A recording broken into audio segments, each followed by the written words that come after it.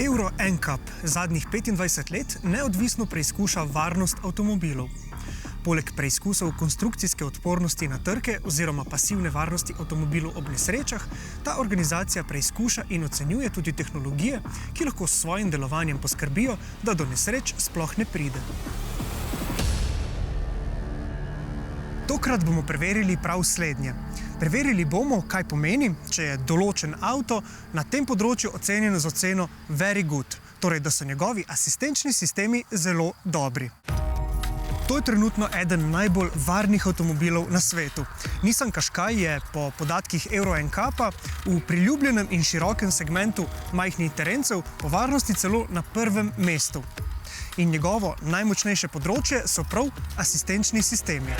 Pa poglejmo, kaj ta ocena Very Good pomeni v praksi.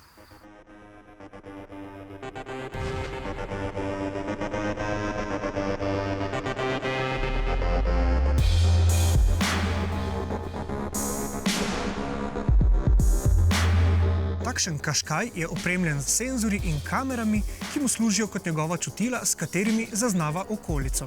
Svoje informacije ta čutila prenašajo do voznika, ki jih lahko zaznava prek recimo samodejnih premikov volanskega obroča, samodejnega zaviranja in pospeševanja, informacije o delovanju pa so vseskozi vidne tudi grafično, na projekcijskem zaslonu.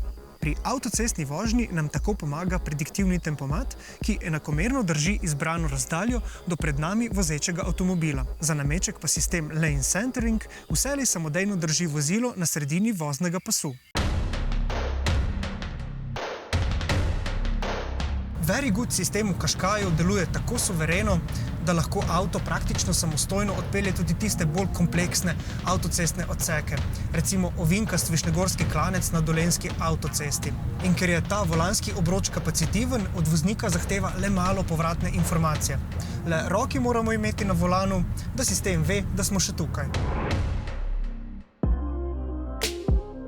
Nissanov asistenčni ekosistem se imenuje ProPilot in v svojem najboljšem primeru je združen tudi s sistemom Navilink. Slednji omogoča, da stalno pridobivamo tudi podatke iz navigacijskega sistema, ki omogočajo samodejno zmanjšanje hitrosti pred zavoji ali regulacijo glede na hitrostne omejitve.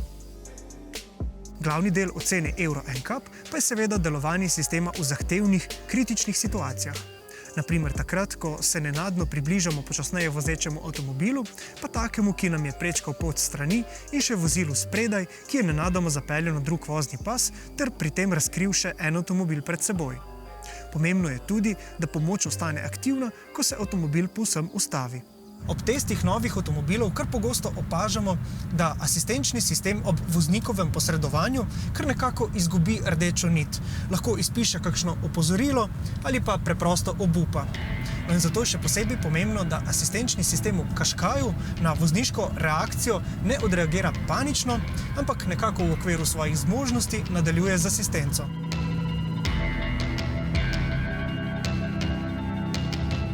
A vse našteto zajema le prvo področje ocenjevanja, ki se imenuje sposobnost pomoči. Ampak imamo pa tudi drugo izjemno pomembno področje, ki pa se imenuje varnostna rezerva. Preprosto rečeno, gre za ocenjevanje reakcij sistema takrat, ko gre kaj narobe. No, to se recimo zgodi po zimi, ko sneg zablokira recimo delovanje radarja. In takrat je pomembno, da sistem pravočasno opozori voznika, da mu ne bo mogel zagotavljati polne pomoči. Zataji pa seveda lahko tudi voznik.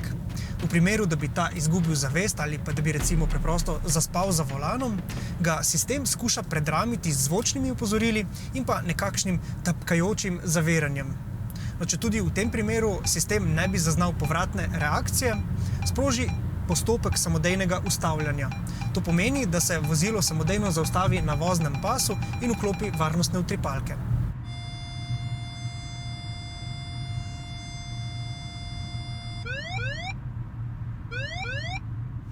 In ne nazadnje, izjemno pomemben del ocene je izogibanje trku v primeru stoječega vozila v ovinku, nenadno zavirajočega avtomobila in približevanja vozilu, ki je zapeljalo na drug vozni pas ter s tem razkrilo drugo vozilo spredaj.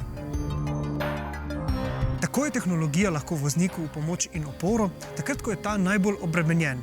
Njeni posegi se začnejo z obveščanjem, nato opozarjanjem in nazadnje še z ukrepanjem. Ampak tu je še en predkorak, ki ga Euro NCAP zanimivo prav tako ocenjuje.